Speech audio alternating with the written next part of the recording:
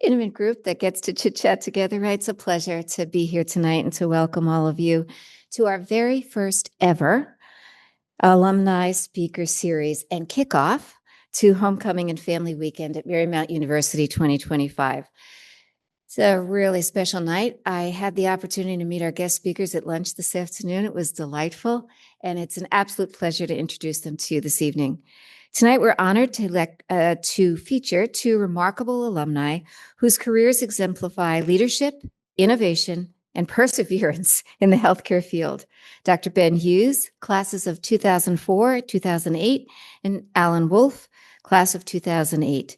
Dr. Ben Hughes serves as the Nursing Operations Director for Trauma and Acute Care Surgery at the University of Kentucky Healthcare, overseeing adult and pediatric trauma programs and multiple intensive care units. His work centers on improving quality, patient safety, and supporting the well-being of healthcare professionals. Ben has 2 degrees from Marymount, an MSN in 2004 and an MS in Healthcare Management in 2008. Allan Wolfe is the Senior Director of Education at LifeLink in Minneapolis, where he leads education and clinical performance for more than 100 flight clinicians across 12 air medical bases. With over 30 years of experience in air medical transport, Allan has advanced clinical practice nationally and is a recognized expert in patient safety and education. Allan received his master's in nursing in critical care in 2008. Together, they'll share insights from their talk, The Climb to Leadership, Navigating Adversity on the Path to Success. Please join me in welcoming Allan Wolfe and Dr. Ben Hughes. And please note, this presentation contains minor graphic medical images. Welcome. Thank you. Well, thank you all for, can you all hear me? Good, yeah. Right. I'm going to stay behind the podium. Allan is much more entertaining than I am. So first off, I'd like to thank the dean and the university, the staff, the faculty for having us. It's a huge honor for me, having gone here twice. Also, my former wife is an alumni from here. So this is really an honor to be with you all tonight. So as we said, we're going to start with a little video. We're all in healthcare professions for the most part, right? Good, because this is going to wake you all up. And I apologize for my voice. I'm having some vocal cord issues, but we'll get to it.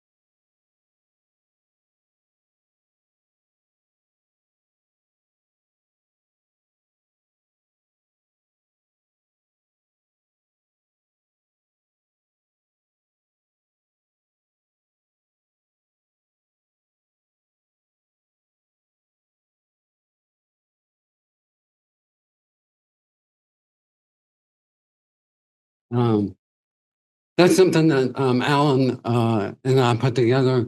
It's accumulation of about what 20 plus years of our career, and just we wanted to set the stage with everything that it took for us to get to the point we're at in our personal careers. Not only that, but the academics foundation that we got from Marymount. It all started right here, so it's been great. So it talks about adversity and leadership. So this is what Google says about adversity.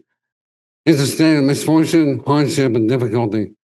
I think everybody in the room has probably been through their fair share of adversity. But I think once you hear from Alan and I, you're going to be amazed on how in the world did these two guys ever get to grad school and get to a successful career.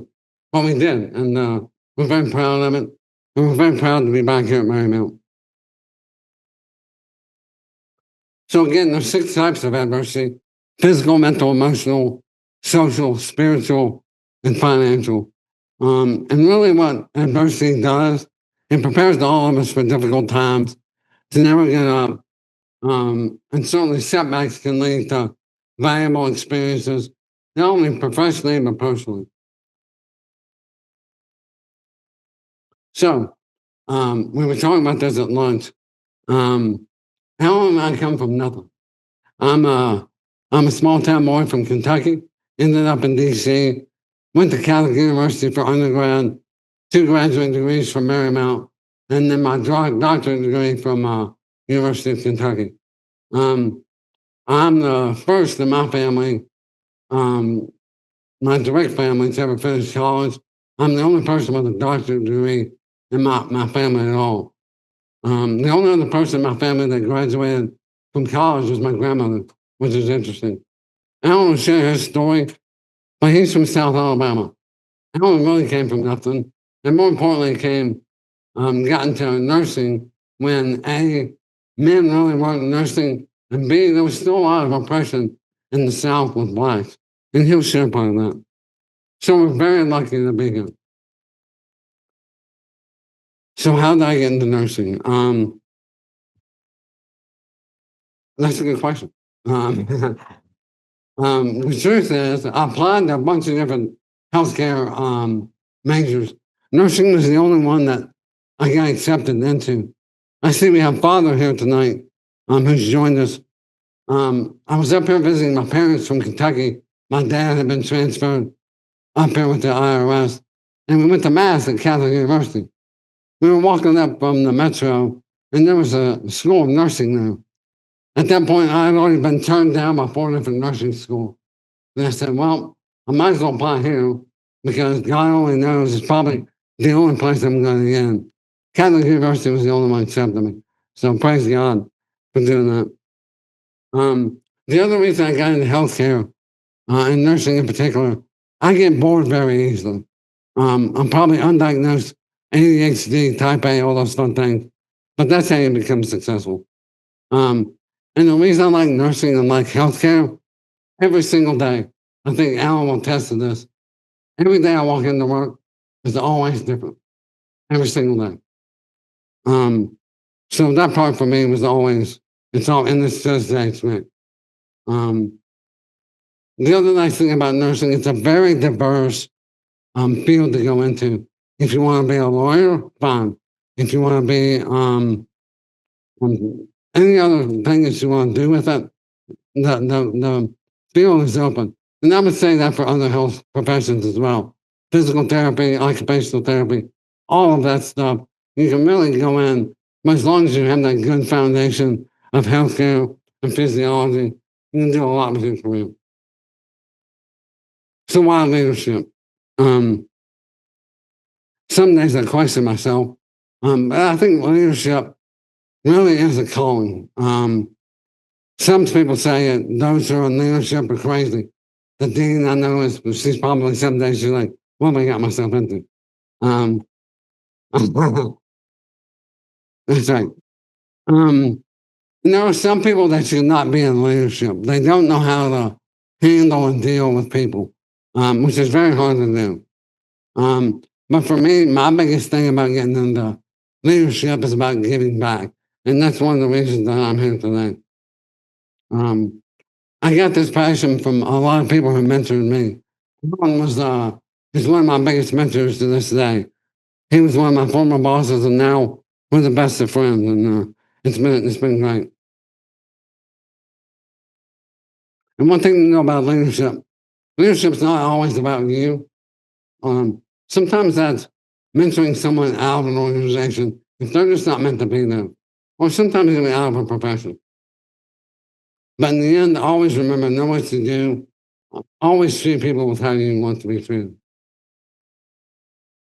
So why did I go to graduate school? For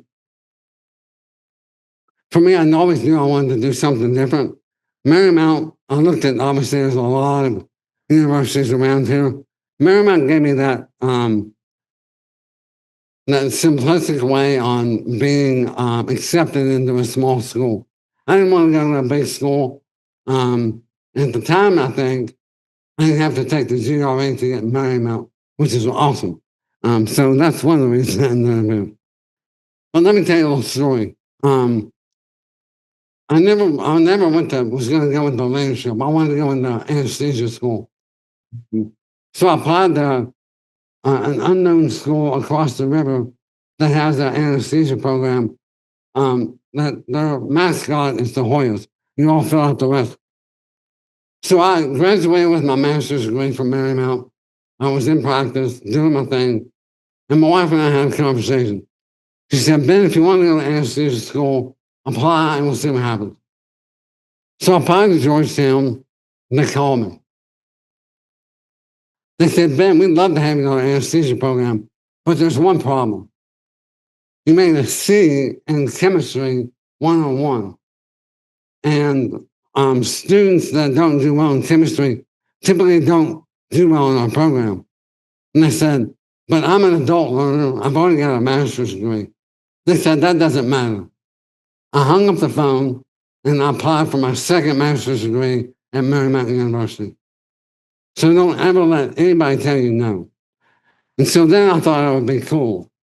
I had a MSN as a class spec, and then I came back here to the school of the school of business at the time, and then ended up getting management, a master's science in healthcare management, which I learned about the financial aspects, the legal aspects, policy aspects of healthcare, which a lot of nurses don't get, and that's all very important. So that's how I ended up here. So that video was only a small snapshot of what Allan and I have been through. Obviously, you saw mass casualty incidents. Allan and I both were working at Washington Hospital Center during September 11th. I can remember the day like it was yesterday. Actually, last night, I'm driving in. I passed by the Pentagon, and to this day, I can still see the smoke coming from the Pentagon. Both of us worked that day. I was on night shift that night. Allan flew that day. And you'll see a picture here in a little bit. But I remember going home after my shift from 9/11, and I called my dad, who's a Vietnam veteran. I said, Dad, how did you deal with Vietnam? He's like, oh, no, son, we just got on a plane, went over there. And I said, but they didn't tell me nothing about terrorist attacks in nursing school. He's like, well, that's just part of it, son. Fast forward to 2020, I'm working at the University of Kentucky. I get a phone call from the infection control department. They said, Ben, the first COVID patient in the state of Kentucky is laying in your ICU. And we all know what happens after that. In 2016, my daughter had been home sick from school, so my wife did the right thing, took her to a pediatrician. They decided to work her up for something else, and they said, oh, was her belly kind of big? And my wife said, well, she's just a little chubby, like her dad. So they got an ultrasound. Come to find out, my 9-year-old daughter had ovarian cancer. So we went through that journey. So let's stop and think about adversity, right? Been through all these things. Fast forward, we get my daughter through her cancer journey. She's doing well, by the way. 18 years old, smart as can be, just loving life. hard-headed, but loving life. Fast forward to 2019. My wife sent to me shoes, go to the doctor, get a pathology report back. My wife has cancer. Like, okay. You talk about having some questions for God, and I've got some questions for God. I'm not questioning God, but it's about adversity in life. Don't let adversity stop you. No matter what life puts in your way, keep pushing through. So then, in the middle of all this, my wife's battling cancer. I'm trying to finish my doctorate degree, which my wife said to me, Ben, no matter what happens to me, finish your degree. And then the pandemic hit. So in Kentucky, that's what we call a trifecta. If you know anything about horse races, I hate the trifecta. But all of these things, are you ever prepared for them? No, no. But you have to live life, and you have to have a good foundation of friends, academics, and hard work ethic. So the gentleman in the suit there was a Navy captain that I picked up from the Pentagon, who was 90% burned. This was about a year and a half later. He survived. Still alive today. It's another high note for myself. Allan calls me one day and he said, Ben, do you want me to co-author with me on a book chapter? I'll make sure it sounds fun. What the heck was I thinking? I'm sure you some of the faculty have done book chapters. They're not fun, especially when you do a couple of editions. They're not fun, especially when you got new editor. Man, they'll drive me crazy. But one of the proudest moments I have, he and I are both featured in the AAC on Essentials of Critical Nursing. So thanks for that phone call, Alan. And then COVID hit. I can go on and on about this. This is my team in UK. On the left, this left, those are the clouded hallways. It goes back to what I said earlier. Just when you thought you've seen everything in healthcare, then this stuff shows up. And this is one of the practice facilities for UK that we turned into a makeshift for COVID. So, are there some students here? Students in the room? So we talked about those things about adversity. We talked about physical. Tom Brady was the 199th draft pick in the NBA, in the NFL. Obviously one of the most successful NFL players ever. The guy, nobody thought he was going to do anything. He overcame adversity. Male and female veterans all the time out there, haven't gone to war, come home, and overcoming adversity. Mental, I would tell the students in the room, do not get overwhelmed with life. Guess what? Life happens. Focus on the process. This is one thing I tell my kids. It's one thing I tell my team at work. I don't care about the trophy on the wall. I don't care about the degrees on my wall. Focus on the process. The process being hard work, study, do what you came to school to do so you can drive your career. You don't get the trophy until you do the process. Emotional. Allan and I had probably one of the most emotional jobs in healthcare. Being a flight nurse is a very, very hard job. And you'll see that in Allan's talk. We had a boss, actually, we're having lunch with him tomorrow, and said, don't ever let him see you sweat. No matter what, no matter how hot the room is, don't ever let him see you sweat. And then always be the coolest person in the room, no matter what's going on. Social. Don't let all the noise out there distract you. Stay true to who you are. Turn off your phone. Pick up a book. Pick up a journal. Focus on your education. Spiritual, like I said here tonight, when in doubt, turn it over to God. I've had to do that multiple times in my personal life and with my family.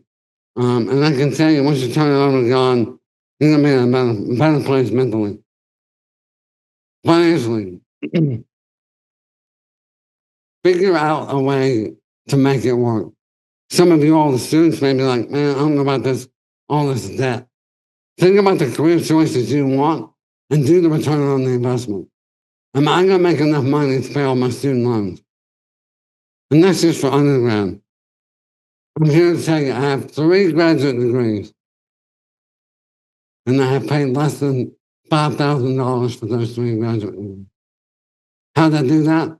I worked for people that wanted to invest in me, and I turned around and gave that investment back to them in my career. So there is free money out there. You just have to find it. I'm living through misfortune. I've been through a lot of things in my life and my career. What really is that? Is it the opposite of fortunate? Um, to me, I don't look at misfortune as a bad thing. It's always about a life lesson. So always remember that. How bad you think it is, it's really not. And 5 years from now, is it going to matter? Well, it may. But always remember, in 5 years from now, you're going to have that memory and you're going to have learned something from it. So don't ever give up. Hardship. If it's not hard, it's not worth learning. And I'll just tell you now, especially the students in the room, your life and your education is going to be hard. Just embrace it. Just say, you know what? I know it's going to be tough. But how you get through life is how you respond to life. Not how you react to it, how you respond. So always be the coolest person in the room. In difficulty, there's always a mountain of difficulties. So have the professional agility to be able to get through those difficulties. All of these things, again, add up to how you can overcome adversity. So my challenge for you all to leave with you all tonight is, what's your why? Why do you come to work here? Why do you come to school? Why do you show up every single day? I'm an academic, so I know the faculty in the room. Every day I walk in, I'm having to teach somebody something every single day. I love it. I've always had to do it. And to find why you chose healthcare as a career, I have not regretted my career choice one single day of my life. And my biggest pet peeve is I'll sit down with somebody and I'll say, what's your 2, 3, or 5 year plan? And the worst answer you can ever give somebody, especially if it's your boss, I don't have one. Wrong answer. Wrong answer. Always have a plan. Alan and I used to talk about this. Every time I got a new job, I was always thinking about my next job. Why? Because I wanted to grow. Lastly, focus on the process. Embrace and overcome adversity. You're just having one bad day. It's one bad day, go on to the next day. Some of you all may have seen, I think it was Denzel Washington was giving the commencement speech at the University of Pennsylvania. He said, if you're going to fall forward. You're going to fall down, but if you're going to fall forward. And last but not least, this is my former wife, died from cancer in 22 years ago, 2024. She was a 1995 graduate of Marymount University, and that's how I get this done. So thank you all. I'm going to turn it over to Alan. Good afternoon. Good afternoon. All righty. A little bit about myself here. As Ben mentioned, I was born a poor black in Alabama, Mobile, Alabama, and growing up there, I was bused. Busing was big in the 70s, so I went from the black neighborhood over to the white neighborhood to go to schools. Best thing ever, because I didn't have any white friends, zero, and so this integration was helpful. On my birth certificate, this is a picture of it. It actually says my race is COL. COL stands for color. Every time I look at that, I go, what? What color? But back then, that was how people were classified. My grandfather here in the red circle taught me a lot. He did a lot of civil rights work. That is him with Martin Luther King in the green box. That was Moses Jar with the NAACP in the South. This is my mother here to the left. My mother is a nurse's aide. She was a nurse's aide for over 40 years. And how I learned to care about patients and people is from this woman. She is we're like this pretty close. She's 84 years old, still alive and pretty healthy. I asked her, what is it like in the 60s and 70s, the late 60s and 70s, working as a nurse's aide? And she said in the nursing home, she would be working and patients would say to her, "Hey, N-word, can you come over here and help me up in a chair? Hey, N-word, can you help cut my meat up? Of N-word, can you help me back to the bed?" And I would say to her, "How did you stand it?" And she said, "I would just say to them, if you don't talk to me better than that, then I'm not going to help you." And I always say that has to be a toxic environment. Every day you go to work, they're saying it, they're saying it. And that's just how they just communicated back then at that time. So she left the work at a nursing home to work with pediatrics. If you know, with kids, a total different ball game, right? And so she got that time from there. I always remember this: nobody has your back like your mother. I love her while she's still alive. Somebody asked me in an interview, you get your questions about what's your three strengths, what's your three weaknesses. Somebody asked me a question, what is the happiest day of your life? And it was an interview question. You know what I said? I said, oh, I know. It was yesterday when I was talking on the phone to my mother. And they said, why? It's like, oh.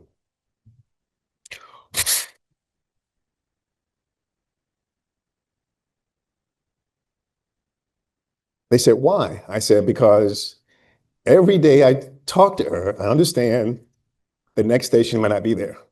And so yesterday is always a good day. So every day I talk to her, that is the best day of my life, because tomorrow she may not be there. So that's why I say love your mom, your dad, but definitely your parents. And my family here, my family side, all of these women, my dad's side of the family were nurses. So I just kind of always knew about nursing and was involved with nursing. And the one on the far right in the red is a teacher. So the teaching and nursing, it kind of goes together. When I first went to school, I went to the University of South Alabama, and when I was 18 years old, and first time out out of the house in the dorm. My first semester, I made two Fs, a D, and a satisfactory. My G, my GPA was 0.67, right? And so at the time I was in pre-med, and I recognized, boy, you better get yourself together, or you're gonna be up out of here working at Wendy's, right? And so I had to turn it around and do something different. And so I decided pre-med is not for me. It's too hard. I got to find something else. And so I just thought about my mother, my um, family, and I said, oh, what if I tried nursing? And as Ben mentioned, for me, that was not the thing to go in back in those days. Why? Because there were no men in nursing, right? And so I was the only one really in my class in Alabama. But I decided to leave Alabama, and I went up to George Mason University. And I got my undergrad from George Mason University. And you're probably thinking, why George Mason? And only reason I chose George Mason was it had a nursing program, because I was already in nursing at South Alabama, but it had a volleyball team, my men's volleyball team. I was the volleyball player. The caveat to that is, guess who went to the Final Four at George Mason? Oh yeah, oh yeah. 1984, we were third in the nation. We finished third. We lost to Pepperdine University in the finals, which is a big deal. I know that Marymount now has a men's team. They didn't have that back then. I could have been here in undergrad, but George Mason had it, and that's how I ended up at George Mason University. When I was at George Mason in undergrad, my first day doing clinical, as a sophomore, you take that little initial class, that basic class, and we had to go over to Commonwealth Hospital, which is old hospital next to George Mason, and I had to go in the night before. You look at your patient's chart, and the patient was a 90-year-old lady who had colon cancer, and she was having a colectomy the next day. And I was going to be her student to help her the next day. And so I got to look up all her diagnoses and her drugs and all these things and create your cards at home to prepare for the next day with your instructor. The next day, I show up at 6:30 in the morning, my first day ever taking care of a patient. And the charge nurse, my instructor, pulled me aside and says, we have to give you another assignment. And I go, why? And she said, that patient don't want any Black people touching her. And I was like, oh my God. And this is after I had went in the room and introduced myself the night before. I was kind of like, I just blew it off. I go, oh, okay. Because one, I was born and raised in in the South, and you kind of got that kind of thing occasionally. So some things you have to accept and move on, and some things you can't change. I thought too of my mother and those issues. She couldn't change those people. That's the way they grew up, and you just have to move on. Leaders respond, the people responsible, how they respond to that. And I think that's pretty important. And I say to now, what would happen if patients today say they don't want a certain race or a certain kind of patient? That'd be just too bad. Sorry. There's not choices like that today. So notice how your leaders respond to those adverse things. I graduated nursing school from George Mason in 1984. The problem was there was something called an NCLEX. Had to get my board. First time I took it, I failed it. I failed my board. So now I had to regroup for about 6 months because you had to take it in person back in those days. 6 months later, I had to take it and pass it. So once I passed it the next time around, what was happening here? A nursing shortage. You probably think, I cannot believe there was a nursing shortage. Back in 1985, 84, there was a nursing shortage. It was hard to find a job. And so the only job I could find is right down the street, is at Arlington Hospital Center, known now as Virginia Hospital Center. It's a nurse, but her name is Denise Glitzen, who gave me a job on a telemetry floor. A telemetry floor is basically patients on monitors. You don't have to watch the monitor like the ICU. Some other floor is watching it. And they put me on a night shift. The night shift was the only spot that I could find a job in this entire DC area. That nurse, Denise Glitzen, she gave me that opportunity. I don't even know if she's still alive. I tried Googling her to find her, but this is the person that gave me that first job that I couldn't find on a night shift. But the tough thing was I was young, I was 22, 23, and I was working night shift and I was exhausted. I would go to in the patient's room and just sit in the chair next to them and go take a little siesta, not a good thing. I was making medication errors to say, if you were getting a dose of penicillin and you were getting a gram of penicillin, you got your gram of penicillin, except I gave you hers and hers yours. The night shift thing just wasn't my thing. And so instead of them firing me, what they did is like, night shift isn't working for him. So they moved me to day shift and everything kind of changed. And so I can remember working day shifts. And the first time one of the times I went in my patient's room and I looked at her and she was cold as ice. I realized she was dead. This was on the floor. I go out to the door and I said, I need help, call a code. And I run back in the room. I take the pillow from the back of her head. I pinched her nose and gave her mouth to mouth and started compressions. You couldn't do that today, mouth to mouth on a patient, that's how I did it and started compressions, and the code team comes in, it was a bad outcome for the patient, but I kind of recognized, God, I got a little adrenaline boost from just doing that, right? And so it'd be other instances where I would be on this floor and I would just write notes, sticky notes, and put it on a chart for the doc. And the doc would actually agree to what I recommended. I was like, oh my God, they're actually listening to things I learned. And then other things I can remember, I couldn't read a rhythm. We didn't know rhythms, but we know there was two bad ones. One was called ventricular tachycardia, the other was called a VFib. You hear that, you just have to start doing stuff. Right? I didn't know how it looked, but I knew it was something bad, right? And so you kind of learn stuff. So I understood that the emergency stuff that I really liked. And so I transferred to the ICU upstairs at Arlington Hospital, but I also wanted to keep my toe into something more, I don't say dangerous, but a little bit more crazier. So I took a part-time gig doing contract work as DC Journal was the spot where I always tell people, if you want to get a good experience, go somewhere where you're worried about your car being stolen in the parking lot.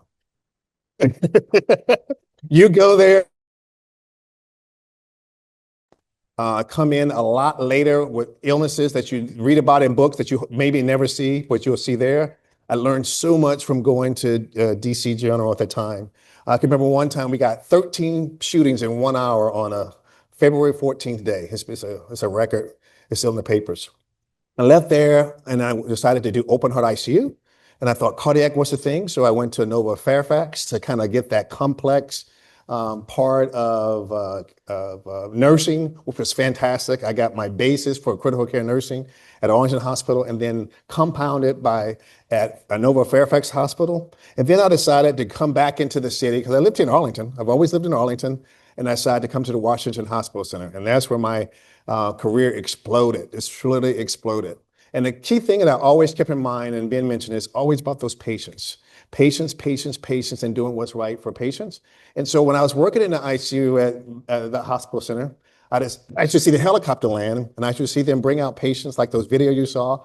And I would say, and people be doing CPR and all these things, and people would go down and through the doors. And I would say to people, what kind of job is downstairs? Who does this job? And they go, oh, that's those MedStar nurses down there.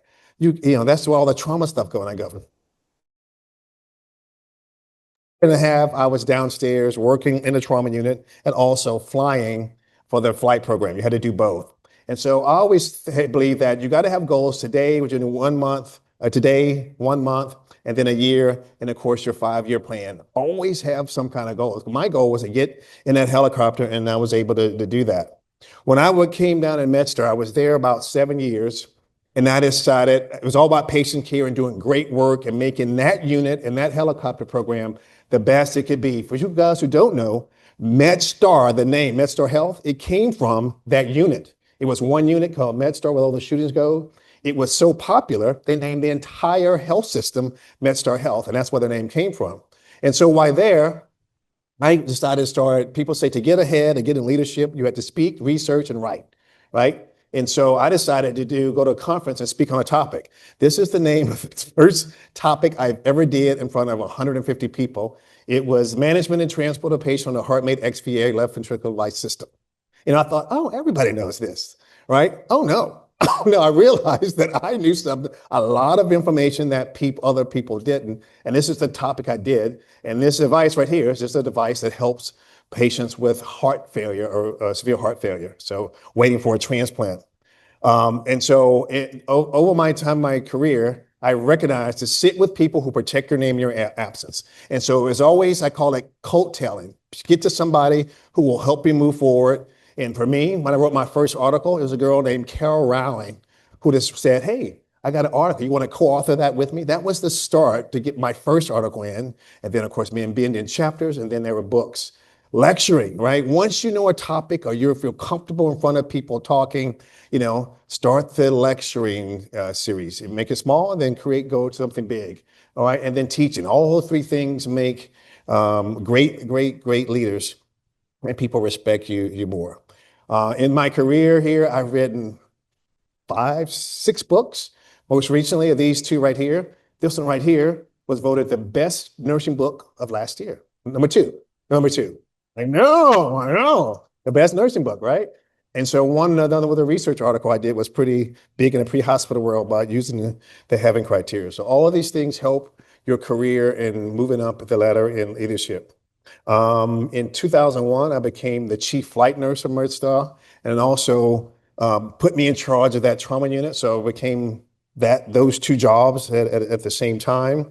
On September 11, 2001, as Ben mentioned, the Pentagon was attacked. I was at my house in South Arlington of Glebe and Walter Reed on the deck, and the plane flew over the house. I could see the faces of the people in the window as the plane flew over the golf course there, and I saw the black smoke.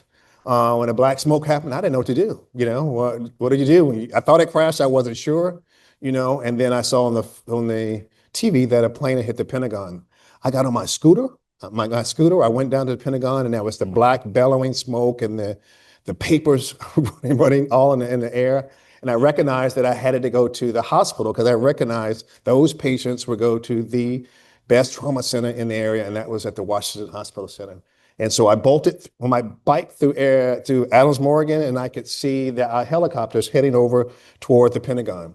These are pictures here directly from the first patient, the third patient that we got. The 2 people were there when I already arrived. This patient here taken by the U.S. Park Police. When I got there, we were unloading her. This woman was face down. All of her clothes had been burnt off. She was probably 70 to 80% burned on her body. She was face down. She had nothing but the collar on her blouse on and the gold earrings. She was covered with black soot, and this reeked of jet fuel. And as we unloaded her from this helicopter to the thing to get her in the hospital, behind us are CNN, MSNBC, Fox News, all had cameras videotaping that live footage of this poor woman here. And I didn't know she was dead or alive. I can remember saying to her, "Are you okay? Are you okay?" And she just nodded her head. She's face down. And so we were able to get her in. And this is us resuscitating her here in the Summerlet Center. That's me right here. I am the only nurse in this entire room with a bunch of doctors, respiratory therapists, and other auxiliary thing. This gentleman here is Dr. Sava. It is his very first day on the job, right? And of course, we're resuscitating a patient. And he says to me, "I need a blood pressure on this side." You know what I said? "Well, then get it yourself." Sure did. What did you want me to do? All you docs, do it yourself. The blood pressure, right? And so knowing to stick up for yourself and draw boundaries is a key thing too when you're working in high stressful environments. This is another picture of another patient we came in that we took care of on September 11th. Within an hour, the whole thing was over. We only got a total of, I think, about 9 patients that day. We're all hanging out. And part of the thanks from the city, they invited what they call heroes of 9/11 to the Washington Wizards game. And it was Michael Jordan's last game, first game on his third on retirement, right? And it was September 11th. So big deal. He was no longer going to be a boss. He was going to come in and play the game. So they brought all of us out on the court. It's about 20 of us. And they were playing the Philadelphia 76ers. And they put one person between each player. Well, lo and behold, you knew what happened. They put me right next to Michael Jordan. And he is one, very nice, very tall, and he just in front of us, you can't see it, of course, is 50 photographers all taking pictures of him. What do? I know I get my opportunity. I just lean into it like that to get into his shine. And when we got there, I said, "Hi." I tapped on the side and I said, "Hi, my name is Allan Wolfe." And he goes, "Hi, I'm Michael Jordan." I'm thinking, dude, we know who you are, It's just a normal person. I said to him, "Wow, this is crazy. All of these cameras in front of you." And he said, "I'm just a famous basketball player." He said, "What you guys do is just pretty impressive as far as taking care of patients," what I thought was pretty good. So once I did that, I understand it. I needed to do something different. The hospital at the Washington Hospital Center decided we're going to work to become a magnet hospital in this region, to be one of the few hospitals in the DC area to have magnet status. They wanted all the clinical leaders to get your master's in the field that you were over. Since I was clinical, I had to become a clinical nurse specialist. So I had to get my master's in critical care nursing. So who did I turn to? Ben, one of my employees. He was going to school here, and I said, "Hey, what do you think about Marymount?" And as you saw, he loves it here. And so I decided to enroll also in Marymount.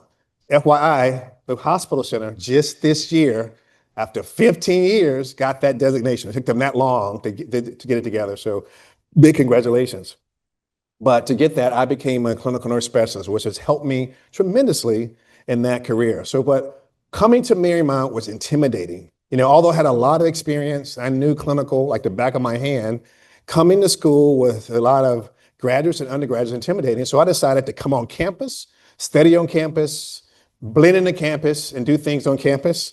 And so what I did, I enrolled here, and I got right here, follow your emotion. I let these young kids have it, right? So I tried out for the one of the model calls, and they picked a 45-year-old man, and I let these young kids have it every year for emotion. So I loved Marymount. It's been a fantastic school for me, and then love doing this every spring with that. Part of the role of being a clinical nurse specialist, I was also the local chapter head of the Critical Care Nurse Association. And so Barack Obama became president in 2008. Well, they had a big healthcare meeting in 2009, and he invited leaders to the White House. Well, guess who was one of those leaders, right? So we all get invited to the White House. Stephen here, he also went to Marymount. He works at Georgetown as a clinical specialist.